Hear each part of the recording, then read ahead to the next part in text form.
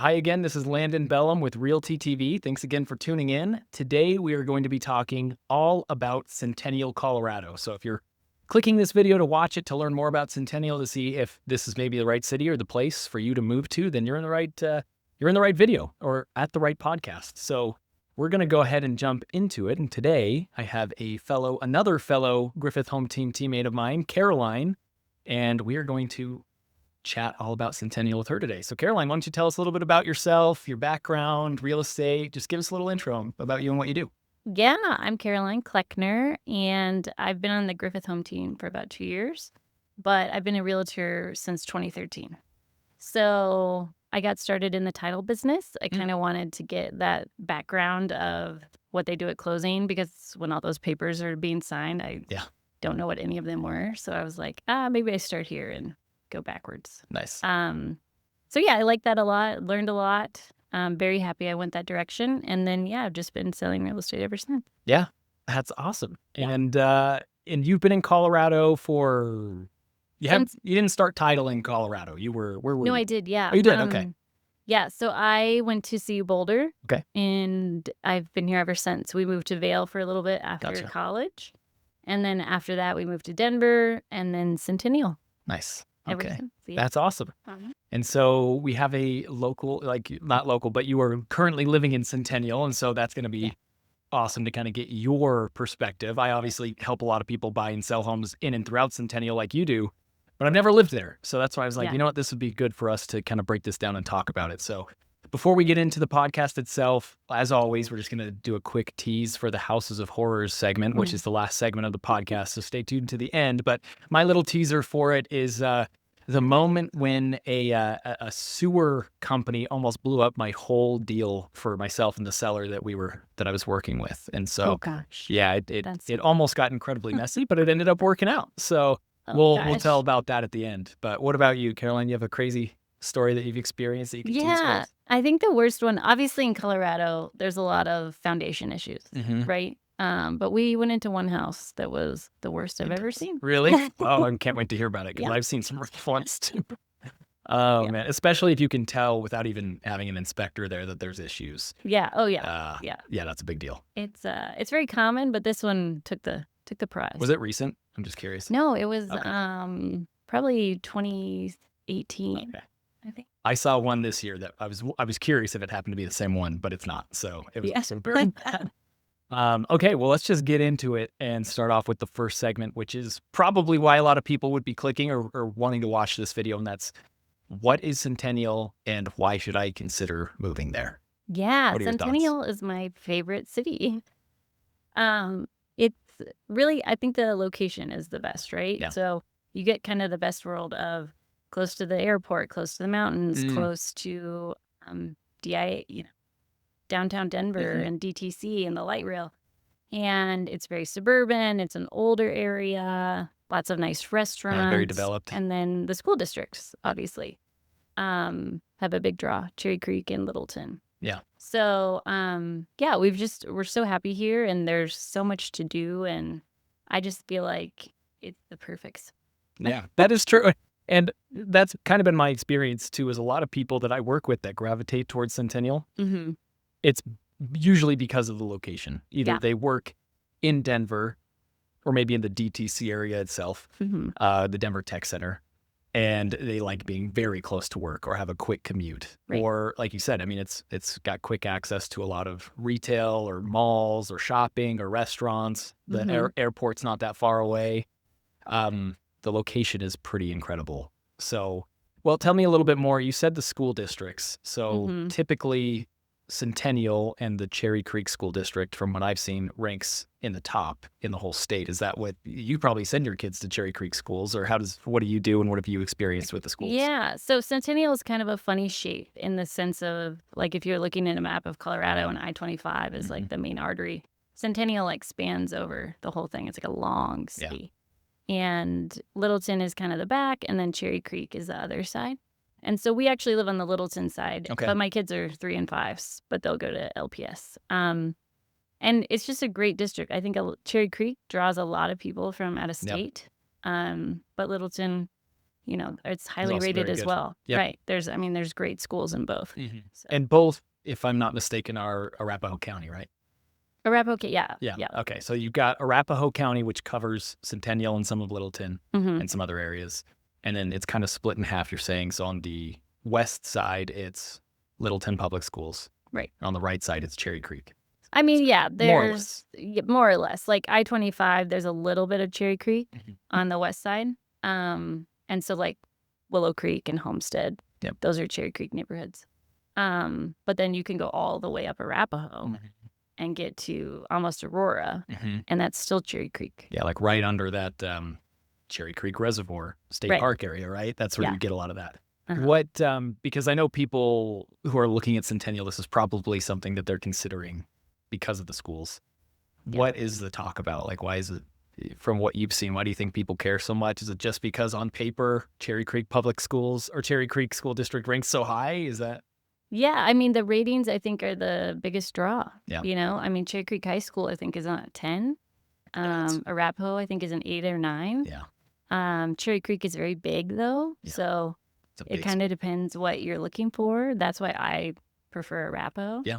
And like Littleton, high school and Columbine, there's a bunch of choices. Yes. But yeah, Cherry Creek is, I think it's like 1,000 kids per grade. Wow. So once you get to high school, that's really, really big. Yeah. But they offer so many different classes, AP classes. They do a lot of different electives, and I think there's a lot of They've got good choices. sporting programs too. Really it's one good of the sport. only public schools that can compete with the private schools from what I remember experiencing in high school. And I did not go to Littleton Public Schools. I went to Douglas County Schools, Douglas County High School, which on paper maybe doesn't rank as high, but I had a good experience there.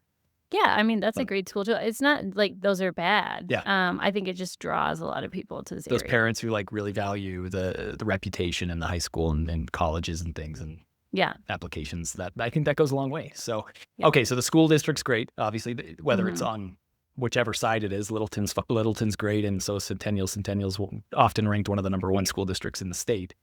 Cherry Creek district is ranked typically number 1 in the state. So what other reasons do you see? We talked about geographically, it's really good, really attractive to a lot of people. What other reasons do you think people might want to move to Centennial? Maybe just like the neighborhood style. So like if you're looking for a more mature neighborhood with like established roots and landscaping and all of that, like it's just a great area for families to grow up, I think. And so there's just a lot of draw, I think, in that sense. But I think it's really location and schools. Those are kind of the 2 big ones. Yeah. So it's interesting you mentioned that about the established and the roots and physically the landscaping and the trees. That's something. So we just recently filmed a podcast with Jordan, another team member, and we talked about Castle Rock, which that's something that we didn't mention, but that Castle Rock typically does not have that. I mean, it's a lot of newer developments over there. Yeah. And so they don't have the giant trees and the very mature landscaping. And we did talk about the lots being small. In Centennial, you're going to get some really good sized lots, some good, quarter acre, half acre lots. Yeah. For prices that are similar to what you'd get a new construction home for in Castle Rock. So. Right. So I help a lot of people, I think, that are relocating. And so when you're looking at the wish list, a lot of people love a new build idea, but then when they get to the neighborhood, it's like, man, this looks so bleak. Yeah. There's hardly any landscaping, no big trees, no whatever. But the home is brand new, right? So it's kind of a trade-off. Yeah. Centennial, you're going to have older homes, right? Everything probably 1970. Unless you're going on the other side, maybe it's a little bit newer, 1990s. But still, and like older. Pockets of new homes. Yeah. But nothing. You don't have the choices like you do in other places, I think. Yeah. But I like that. So I like an older home. I like a bigger house. I like a bigger yard and big giant trees. So I think it just depends what you're looking for. Yeah, for sure. And I think that's a great segue into kind of the second segment where we break down the pros and cons of Centennial. We've already kind of talked about the pros. We don't have to really get into that. But a lot of people are going to wonder, okay, sure, there's a lot of great things about Centennial, no doubt. But what are some of the cons? What are some of the things that maybe I wouldn't think of or wouldn't find very easy on the internet that may be helpful for me to know if I'm going to consider relocating there. So the pros: school district, location, kind of the older, more established homes, bigger lots, things like that. Yeah. If there's any other pros, we can talk about them. But what do you think about maybe some of the cons? Yeah, so I think one of the cons is older houses. That's also a negative because homes built in 1980, they're definitely being remodeled. And was the remodel good or was it bad? Yeah. And what are you getting? And so then I get a lot of people who are just they don't like the style of house. They don't like the oak cabinets. They don't like the carpet on the floors. There's good and bad to older homes. And so it just depends what you want. But I do think that would be a con for some people. I agree with you on that. And I'm going to keep using Castle Rock as my example because you live in Centennial and I live in Castle Rock. I bought a new home in Castle Rock. My home's a 2024. How old is your home? In 1978. 1978. Yeah. So very different, but we can both kind of speak to that where it was nice when I bought my new home because I still sent an inspector out and there was 2 tiny things to have the builder tune up, but it was good. Right. Yeah. Whereas the inspections that I've done on the Centennial homes that I've helped people buy recently, there's typically more of a laundry list of things that need to be tuned up, fixed up. The electric might be outdated. There might be, some HVAC issues if, they're older 20-year-old units in there or something. So that's something to keep in mind is if you're going to buy a house in Centennial, one of the cons is it's probably going to be an older house and you need to be prepared for during the inspection phase, you need to make sure you hire a really good inspector that really goes into the nooks and crannies of that home so you don't miss anything. But B, even if you get through the inspection and maybe the people that you buy from, the sellers, give you a good concession and you're able to get through that and get everything tuned up to your liking, that's not to say that, something's going to happen in the next couple of years just because it's an older home. Right. But it's good bones out there. Yes, for sure. Exactly. But I was helping a woman who just moved here and she wanted her kids in Cherry Creek. And she wanted a new home. And I was like, that's just, we can't do it. Yeah, it doesn't happen. There's no new builds communities. I mean, there might be 1 or 2, but they're more townhouse style. Very small. And really small, tight together lots. And so that was obviously not what she wanted either. So it was what you want doesn't exist. Yeah. Sorry, you can't get a 2025 home in Centennial that's in this district. That's just not how it works. Yeah. But what you can get is a 1970s home that is completely remodeled and kitted out. And it's, for all intents and purposes, a new home, at least on the inside. Yeah.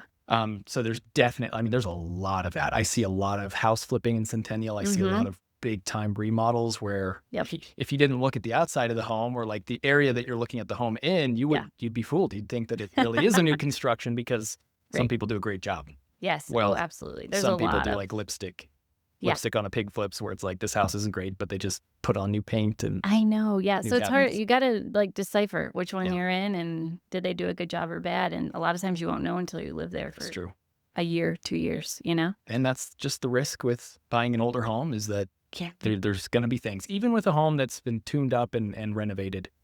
This is just something that you have to be okay with. Buying an older home is buying an older home, regardless of how much it's been updated or modernized. So. Yeah. And another con, I think, would be the homes are kind of expensive. So there's definitely areas where you can have a cheaper house. Yeah. And so if you're looking for a 3-bedroom, 2-bath, 2,000 square feet, you're going to spend at least $650. Yeah. You're just not going to get into a house that's cheaper than that. So that's kind of hard. There's probably a reason. If you're finding a home in Centennial in the 500s, that's, regardless of its size, probably just want to tread lightly there. It's definitely going to be outdated, but there might be some other big ticket items associated with that price too. Yeah. But any single family home, I think you're looking 600s at least. Yeah. At least. Yeah. But there's definitely a lot in the 7s and 8s. Yes, for sure.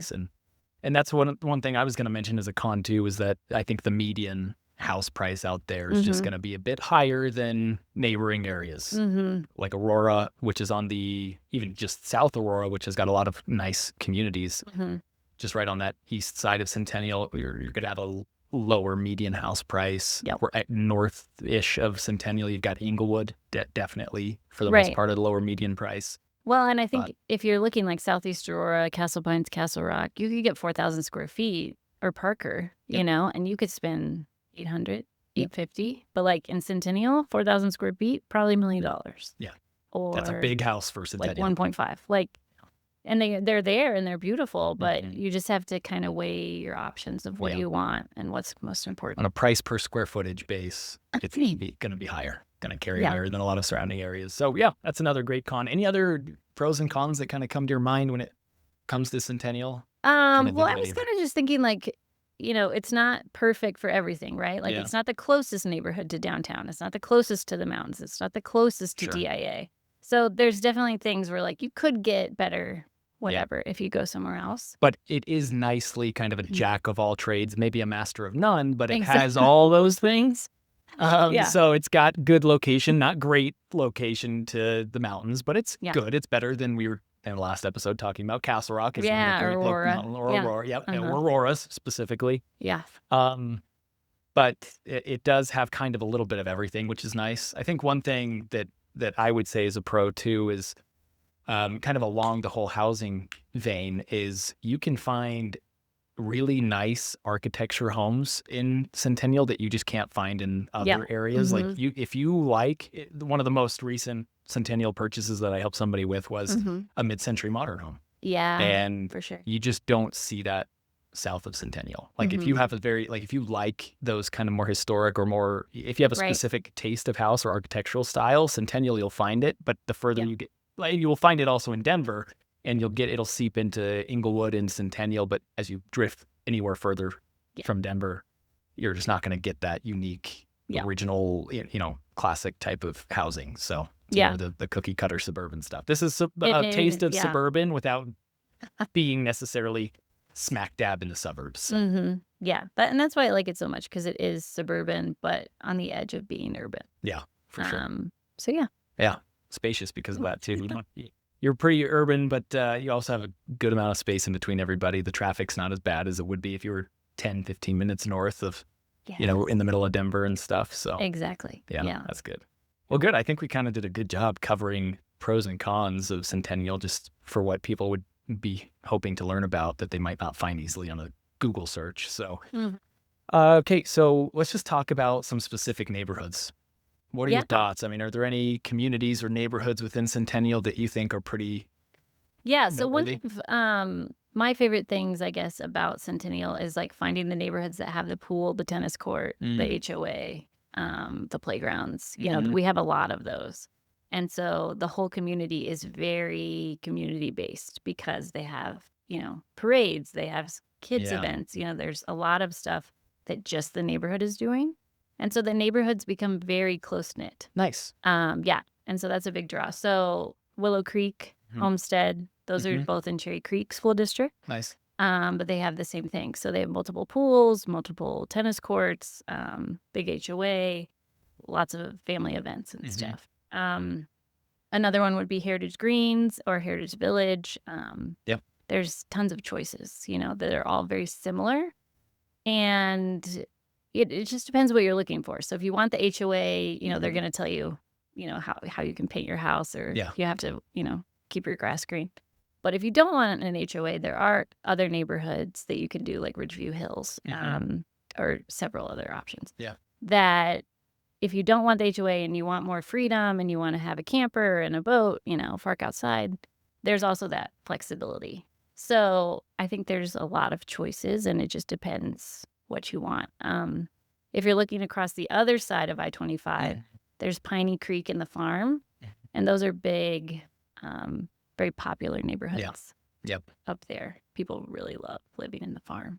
What about the Farm do you think is so attractive to people? I don't know. I think Cherry Creek, obviously, at the school district, and then I think it's the same community thing, right? So you get in these close-knit. You get in these neighborhoods, and everybody knows each other. They have Oktoberfest. They have Halloween parade. They have, pictures with Santa. That's awesome. Easter egg hunts, And so, like in a bigger community like Castle Rock or Highlands Ranch, it's part of like the rec district. But in these neighborhoods, it's part of the neighborhood. And, that's all over Colorado. You can find that everywhere. But in Centennial, I just feel like that's a big draw to these neighbors. And so if you live in the area, usually people are like, I really want to be in that neighborhood because they love what the people are doing in it. That's pretty cool because I've lived in Castle Rock for a long time. I mean, I went to elementary, middle, high school there. And I'd say that there's it's a pretty good community in the sense of it's suburban and, people get out. You've got people playing in the cul-de-sac and kids playing hockey out and stuff. But Yeah, I don't know if it's quite as good at that as maybe the Centennial neighborhoods are. You're saying how the community, the neighborhood itself does all these really good events throughout the year, and some neighborhoods do them really well, really consistently. I don't know if I've really seen that as fine-tuned as what it sounds like it's like over there. That's awesome. Yeah, and it's just a lot smaller. So like, the egg hunt in Allen's Ranch is gigantic. Huge. Thousands of kids. But in the neighborhood, it'll be like 200 or 50 kids or whatever. And so you just get to know your neighbors really well. That's nice. And, once your kids start school, then you really get in the school system with all the other kids. And so it's just a nice community. Yeah. And I think that's one of the biggest draws. And you wouldn't know that unless you were local, I think. Yeah, for sure. That would be something that would be very easy to miss if you're just doing a bird's eye view search on Zillow of, oh, look, there's some homes in the 600s in Centennial, but there's also some in Littleton and some, north or whatever. And you're not going to get that as well. Zillow or these other home search tools aren't going to be good at breaking down, no, this community is really good. You've got tons of events throughout the year. It's a tight-knit neighborhood. That's awesome. Yeah. So you mentioned some of those neighborhoods are pretty sought after because they have HOAs, which keep them, nice and organized and up to a certain standard. Yeah. Do you notice a big difference in prices, just out of curiosity, with those neighborhoods compared to the ones that don't have the HOAs? Yeah, for sure. I would say, again, it depends what you want, but people generally want the amenities that come with the neighborhood. Yeah. But yeah, I would say, Willow Creek and Homestead, the homes aren't that much bigger, but like you look at, maybe Cherry Park and it's very similar size, but you're probably paying an extra, I don't know, 100,000, 150 to live in that neighborhood. Yeah. Per square foot. Yeah. Yeah. And that's just a ballpark. I mean, not in every house. Yeah, but it's a good But if you gauge. put like the same house in both neighborhoods, I think you would pay a little extra. And I know, and that's a benefit that you have in Centennial because you've got a good handful of highly sought after neighborhoods that have those HOAs, and you got a good handful that are also well-known neighborhoods that don't have HOAs. Yeah, there's several.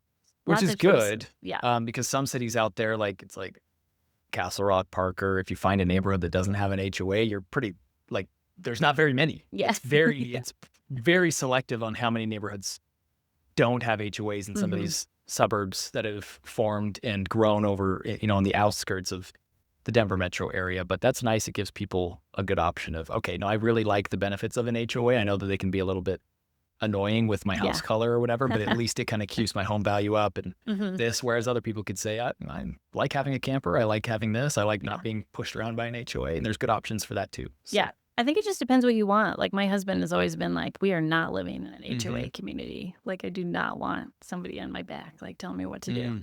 And, without the HOA, it was kind of like, well, this didn't go, and that house doesn't look. And, there's just a little, not as much upkeep. I mean, generally it's fine. Yeah, right? for the most part. But you can tell pretty quickly if you have gone through a neighborhood that isn't HOA within Centennial, and then you get into one that does. It's like, oh, well, there's a pretty big vibe change, which makes sense why it reflects on the prices too. Yeah. So what neighborhood do you live in now over there? So I made him move to an HOA community. Yes. That's nice. Yeah. Yeah, we live in Heritage Greens. Okay. And so we have the tennis courts and the pool. And I just really wanted that, for our kids growing up. I think it'd be really nice just to have that neighborhood community. And that's what I really wanted. And, for moms too, they have tennis group, they have, or tennis team, they have dad's groups, they have, golf. They have the golf course is like right next to our neighborhood. And so they have like a men's golf team. Nice. Yeah. I mean, there's just a lot of opportunity, I think, to meet people and, kind of participate in anything that you want like that. Yeah. With your neighbors. So yeah. That's nice. I like it a lot. Yeah. So kind of going across different neighborhoods, different price points. Is there any neighborhood that seems to stand out that's like entry-level price point, but it's still a pretty solid neighborhood? First-time home buyers should keep their eye out for it. Is there anything that comes to mind with that? If not, that's okay, but yeah, I think maybe Willow Creek and maybe Cherry Park. So Willow Creek is a great community because it's gigantic. Yeah. I drive by it all the time. It's like, oh, there it is It's again. so big. It's like 2 giant blocks.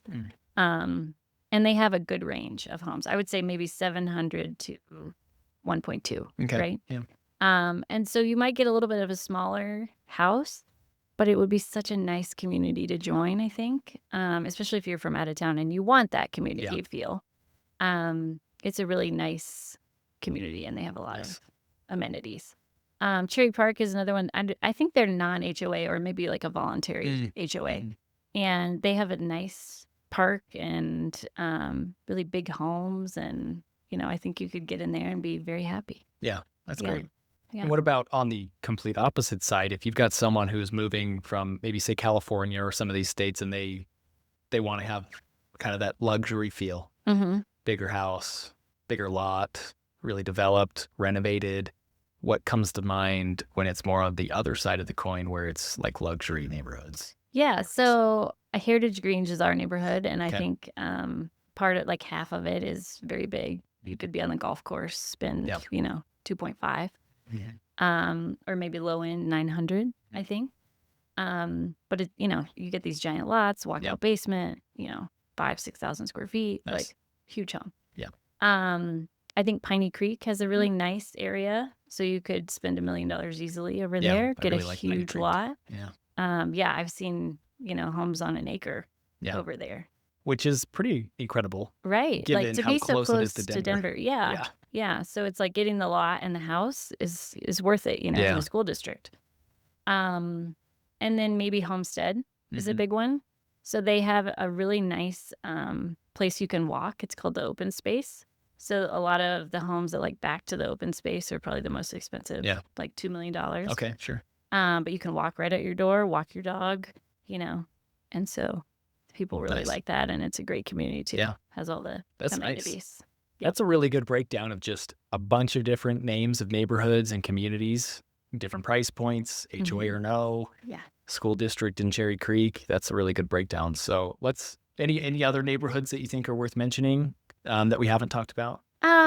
If you don't want an HOA and you want a smaller house and you are like maybe a first-time buyer and you want to be around 700, right? Maybe Nob Hill or Ridgeview Hills. Sure. Yeah. So you're still getting the great LPS school district, but your home's a little smaller, maybe has, camper parking or something like that.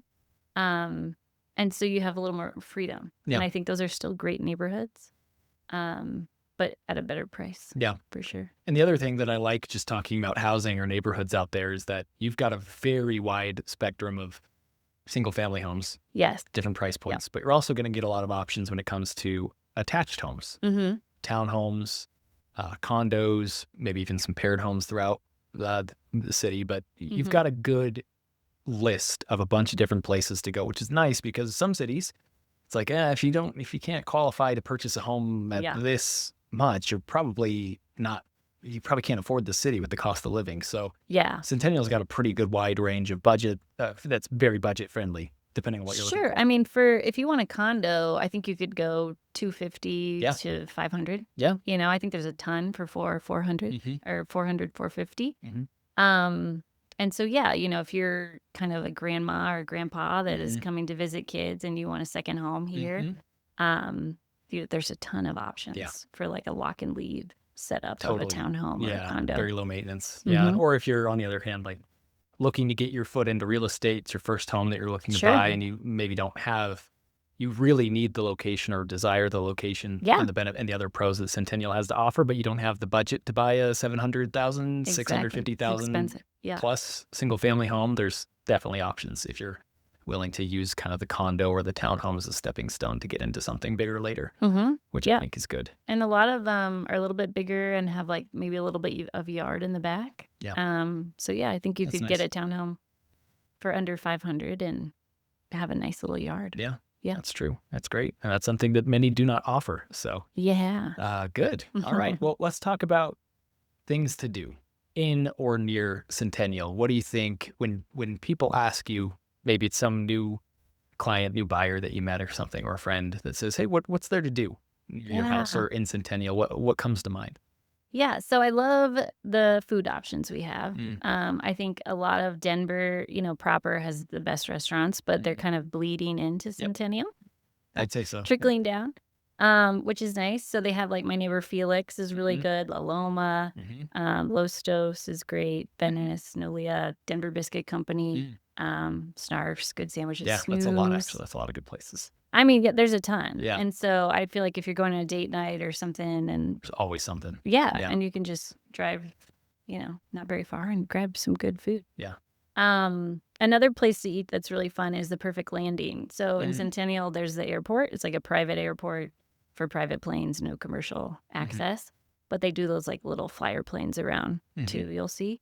But you can go to the Perfect Landing and you can eat there and you can watch the planes like land in the airport, which is fun. So a lot of people like to take their kids. What kind of food is it there at the? It's kind of like a diner. Okay. Feel. Yeah. So they That's have cool. kind of all American. Yeah, I'm gonna have to go there. I haven't been there. That sounds awesome. Yeah, it's a good place to bring your kids because they're occupied watching planes and stuff. Oh, how cool is that? Yeah. That's awesome. Another thing that's great is so there is a rec district, right? So the South Suburban Parks and Rec, they do a lot for the community. So I think they have like 6 rec centers and 4 public pools and like 4 golf courses. Yeah. And so being in Centennial, you're a member of that. Nice. So just as part, it's not part of an HOA or anything. It's just part of your. Right. So it's not part of an HOA, but you do have to pay like to use whatever you're using. Got it. But it's at a discount if you live in because Centennial. You have a Centennial address. Yeah. But they have like pools, tennis courts. They have adult sports leagues. They have kids sport leagues. They have dance, gymnastics, art class. It's just a huge collection of things to do. Yeah. And so if you were in there and you were like really wanting to do pickleball, or adult tennis or lessons or whatever. I mean, they have a lot of ton of choices. That's awesome. Yeah. So that's a nice thing. Got a good mall. Good mall. Yeah. Really close for shopping. Lone Tree, Costco. Yeah. It's all right there. Yeah. That's true. Yeah. And then obviously the state park is really nice. That's right over between like in the middle of Centennial, basically. And so you can do hiking, biking, wildlife. Yeah. Lots of stuff Cherry Creek is Cherry Creek State Park. Yeah. Yeah. And you can also boat there too. And horses. They have that's true. They have like horses you can ride around. That's true. And then the Highline Canal actually goes right through Centennial too, which is all over Colorado. But it's like in some people's backyard. Right. So you can just hop on. Yeah, I've toured homes with buyers where it's been, is that the Highline Canal? And I look on the map and it's like, sure. People love right that. There. They love to live like right on the Highline because it's so easy to go walking and it's so pretty. And that's something that I think, especially for an older city like Centennial has done really well, is that they've mixed the neighborhoods and the communities really nicely with open space, whether it be the Highline Canal or just bits of open space, trails and stuff. I think they've done a good job at that. So it doesn't feel so cluttered with homes. It's pretty nicely spread. Yeah. I think, if you compare it to Parker or Castle Rock, it's a lot like in my mind, those areas are just a lot of homes. Yeah. Like it's just new builds. Or Highlands Ranch. Yeah. It's just homes everywhere. Yeah. And so I think Centennial is a good mix of these big neighborhoods and then parks and schools, pools and whatever, shopping. And then the tech center is like right in the middle. So, if you're working right there or you're going out to eat, there's like all of this commercial businesses right there too. So I think it's just a good mix and a great spot. Yeah. And if there's anything else that it doesn't offer that you'd like to do, I mean, Denver's not far. Exactly. Park Meadows right there. The mountain's not too far. I mean, there's a lot to do within Centennial itself, but at the same time, it's so centrally located that you can get anywhere you need really quickly. So and the light rail runs. True. Right down 25. Public transport is very good there compared to other cities. Yeah. When I worked at Castle have terrible public transport, if any at all. I know, right? Yeah. When I worked at the title company, I used to take the light rail downtown every day. And it was just so easy because the commuting 25 can be kind of a pain. Yeah. During rush hour. So, I would just hop on there and go right to Union Station. Yep. That's nice. Yeah. Super nice. Which is great. So, okay, let's transition now into cost of living, just in general. We kind of talked about house prices on average, or the median is probably a bit higher, just because of all those pros we've talked about than a lot of other cities surrounding it. Yeah. So I think the cost of living is a little bit higher just for house price, obviously not for food and stuff like that. That would be the same over all of Colorado. But I think the median house price is about $630. Okay. Which isn't bad. That's not bad. Right. Like, I think if you're looking all over Denver, it's what, 500, Something like that. 550? Yeah. 600? So just a slightly higher. And then the median household income is like 130,000. Okay. Yeah, that makes sense. And for the previous podcast, I looked up some numbers. The median house price in Highlands Ranch, for example, is about $725 right now. So significantly about 100,000 more as a median than Centennial. So it's actually not too bad in terms of the cost of living there. And I think Parker was about $675 and Castle Rock was about $650. So these newer communities have since kind of surpassed Centennial, because I remember a few years ago it'd be like, oh no, Centennial it's just more expensive because it's more developed and the proximity to Denver and stuff. But it looks like just probably because of the age of the homes and stuff have they're not as new and all that. But I mean that's pretty good for the median home price in Colorado. Yeah, I think so. I mean, I think it depends what you're looking at, but for the number, it's so hard to get the right one. Yeah. But I think in general, you'd be happy with 630 and for sure. Easy to find something. Yeah. But in terms of just general cost of living, it's not going to be much different than other areas in the Denver metro. No, I just think it was like, the thing I said before about the square footage. So like if you want 4,000 square feet, you're probably spending. You pay a premium on a price per square foot basis. Right. But not to say that like you couldn't get in a townhouse for 400, 500, but like a 4,000 square feet in Parker, probably 850, maybe 9. Yeah, depending on but depending on everything, things, right? Yeah, but just in general, true. I think you could find a lot of options. Very true. Yeah. Once you get, because a lot of these houses, I'd be curious actually to look up the median square footage in Centennial, because I'd imagine it's less because there's a lot of smaller homes, with some exceptions with some communities that have the bigger homes. Exactly. And all of a sudden the price, the cost per living for your home price and things goes up pretty extensively just because I think the square footage out there is pretty freaking valuable. So. Yeah. Well, you can look at it so many different ways. Yeah. And so I think just keeping that in mind of like you might pay more for less house than you would in Parker, Highlands Ranch. That's a good way to put it. But the median home price is lower. You're probably paying more for smaller. Yeah. Right. Or older. Yeah. Or older. That doesn't make it sound great. No, but for what it offers and the other things, that's something that I think a lot of people that live there or would like to live there can overlook. It's like, oh, I don't need that much house. Yeah. Or sure, I'll have a smaller house because I have a way bigger lot than I would get in some of these newer South Denver suburbs, right? Exactly. So there's a bunch of trade-offs with it.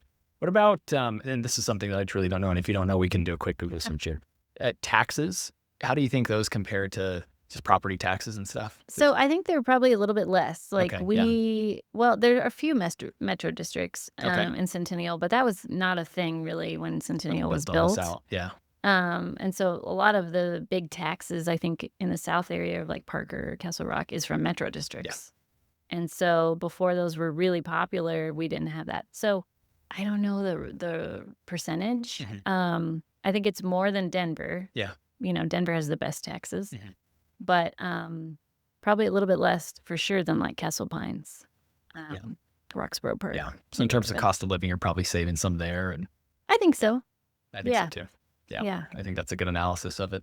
Anything else come to mind when it just comes to costs? Other things that maybe we wouldn't have thought of if living in Centennial? No, I don't think so.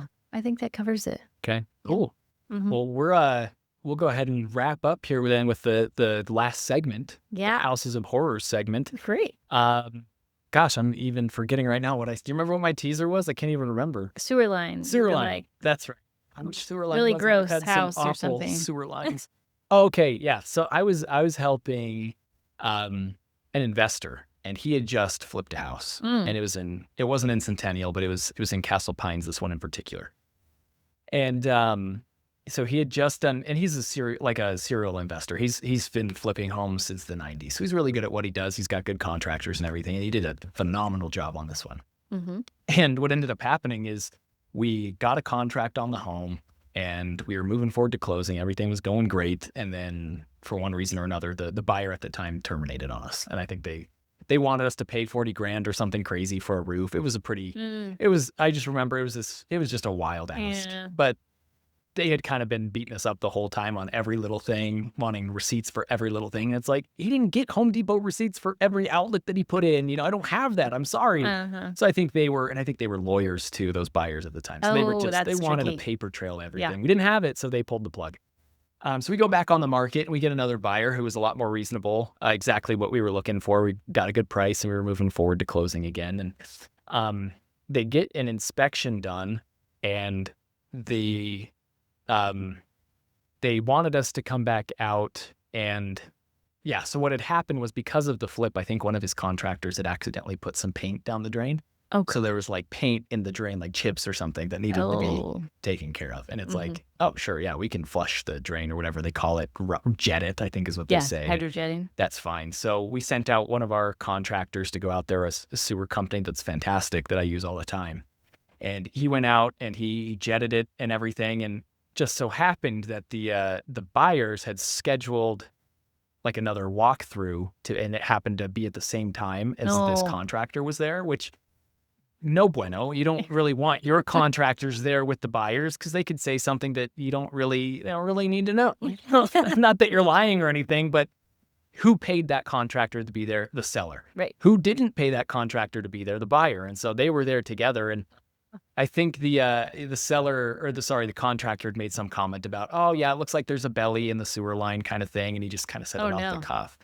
And so I get a call from the listing agent. He's like, there's this big giant, now it's going telephone through multiple people, and there's this huge belly in the sewer line. This is going to cause a huge issue. We're going to back out unless the whole sewer line is fixed. And the thing that was interesting to us on the sell side was, okay, we just had the craziest buyers before you guys, and they said nothing about the sewer line. They had it scoped. They had no issues with it. There was no belly. Why is this an issue now? So it was just one of those moments where you just have the wrong people talking to each other. And this is a contractor talking directly to a buyer, and that just shouldn't happen. And if there is an issue, we'll take care of it. But this hasn't been an issue. And I called the owner of the sewer company and I said, hey, what's going on here? Is this an issue? And he looked at the report that his employee had sent, and he looked at the video, and he's like, this really isn't an issue. If you take care of your line like you should be, this isn't ever going to cause an issue. And so I had to do like a 3-way phone call and try to like settle the situation down. And at the same time, my seller is like, Landon, we're done with these guys. We're going to let them terminate, and we're just going to go back on again, which would be detrimental to us, because now we're in the middle of Christmas time. Yeah. We'll be back on again, and it's just not going to be good. And so luckily I was able to broker that situation out. I got the owner of the sewer line company saying, hey, as long as they take care of it, the belly in the line isn't going to be an issue. Don't put any wipes down the drain or eggshells or anything like that. And ended up being fine. And we moved forward and we got everything settled down. But at the moment, it was a very stressful thing. Sure. Like, you shouldn't be talking to him, and you weren't even right in what you told him, and you made it sound like it was way worse than it is. There's nothing wrong.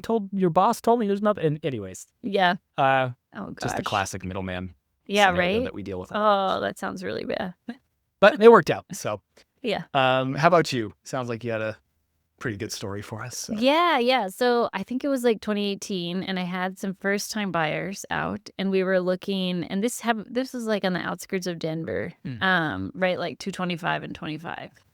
And we went into a home. This is probably like the 15th home we've been in, and they were like, "Oh, we love it. It's amazing. Fits all. We're looking at the paint. We're looking at the floors. You know how people are when they in a house they love. They just get really excited and." We were like walking around, and it was like, yeah, this feels kind of uneven, but I'm not gonna crush their dreams and say. Is this the first time they're looking at it? Yeah, the first time we look at it, and so I was like, we go up the stairs, and I was like, I feel like I'm falling. Oh no. And so I was like, yeah, I don't know about this, but they were like, we love it. I'm sure it's fine. We'll bring an engineer out, a structural engineer. Yeah. And I was like, okay, that's a good idea. We'll see what happens. And so. But when you're in this house, we were walking around, and I was just thinking, like, this is terrible. Like, you're on the stairs looking straight, and it feels like you're falling to the left. Like, the staircase was shifted, which I've never had. I've never been in a house with a weird staircase like that. Let alone like the floors and everything else. Yeah, you could put a marble on the floor. Exactly. And it would roll. Not a good sign. Yeah, not a great sign. And so we have the inspection, and the guy comes in, and the engineer's there. And he's like, oh, yeah, this is the worst house I've ever seen. Really? Yeah. And The I was structural like, engineer said? Yes, yes. And I was like, what? What do you mean? And he's like, it was a finished basement, right? So you couldn't see the walls or the foundation? Yeah, you couldn't see there's like cracking in the basement or whatever. Oh, But you go to the side of the house and there's like a giant, like, it just looks like the house is on a tilt sideways. No. And we were like in the staircase and he's like, if you wanted to fix this, which I wouldn't even recommend. Don't buy it. Yeah. He's like, don't even buy this, but it would be, $50,000 to $100,000. Yes. And they were like, what? Of Shock. course, totally crushed. Yeah. But it was just like one of those houses. And you'd look at the front porch and you could see like where the concrete and the ground was like separated. All the things, all the signs and everything. My gosh, it was so bad. And they were just horrified. And I was like, this is the worst house I've ever been in. If it would suck to do, and they probably had to do it to sell it, but they probably had to take out all the drywall in the basement to see, okay, what's the foundation like? Where's the cracking? How do we fix this? Yeah. I mean, the engineer, like, I don't even think he said how to fix it because he was like, it's not worth it. No. Like, we don't even know if it could be fixed, if it could be leveled. Yeah. And it's just like such a bad situation. Yeah. He's like, the soil here, not good. Expansive soils. What city was that one in? So it's Denver. It was like right over like Hamden. Okay. Area. Oh, jeez. And so, So then we kept looking and they bought in Centennial. Oh, they did? Yeah, Hey, there we go. Across the way. That was full circle. I know. Yeah. So I was like, oh, after that, they were like, we cannot live in this little area. Yeah, we got to get in the pocket just in case something happens. Yeah. Oh, jeez. I know. Did you ever follow up with that property to see if it sold or I never. No, I never did. And it's one of those things, like, as a seller, what do you even do? Yeah. Like that ruins a lot of people. Yeah. It's either fire sale or fix it. Yeah. Jeez. $100,000 very easily, very quickly with structural issues. So. Oh, totally. So quick. Yeah. That's just a nightmare. It's just a very common thing. In Colorado, I've been in so many homes where you're walking and you're like, do you feel slanted? Yeah. We're falling sideways in the house. That's not a good sign. Or the doors. Sometimes the doors will get jammed as you're like opening and closing them. And that's a pretty good sign that there might be something uneven with the house.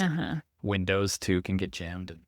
All these little things start adding up, and it's like, this giant crack in the basement. Yeah. Not great. Yeah, not good. Not good. I saw one the other day. That's what I was wondering if you were talking about. But there was literally a gap in the foundation. Just a massive crack, and we turned tail and ran back into this really quick. I was like, you cannot buy this home as first-time home buyers. I know. Right? I cannot represent you with good conscience to buy this. And they knew it. They were cool. They got it. But yeah. Oh man. Well, that is a great Houses of Horror story. Really appreciate you sharing that with us. And thank you for coming on the podcast today. Of course, this is great. Good to learn a little bit more about Centennial and a lot of value for people out there who might be considering moving there. Any final thoughts or anything? No, I mean, I feel like the way I described it was very biased, but I really like it. Hey, you've got the right. You live there, so you have the right to be biased about it. So. I know. Yeah, it's my favorite place. But that's great. Well, thank you.